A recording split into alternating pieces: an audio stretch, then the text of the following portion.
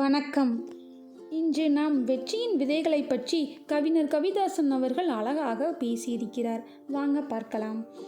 முட்டை உடைகிறது என வருத்தப்பட்டால் பறவையின் சிறகுகள் விரிவது எப்படி? வாங்க கேட்போம்.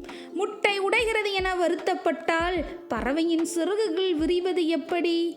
நம்பிக்கை சுடர் ஏந்தி துணிச்சல் வீதிகளில் நீ தொடர்ந்து சென்றால் பிரச்சனைகள் உன்னை கண்டு பின்வாங்கும். ஆம், விடியும் வரைதான் இரவு, விழிக்கும் வரைதான் உறக்கம், மலரும் வரைதான் அரும்பு, உழைக்காத வரைதான் நீ துரும்பு. விழித்து விட்டால் கரி துண்டும் நெருப்பு, காற்றும் புயல், அலையும் ஓர் சுனாமி, வெறும் அலையும் எரிமலை. ஆம், நீ ஓர் எரிமலை, மறந்து விடாதே.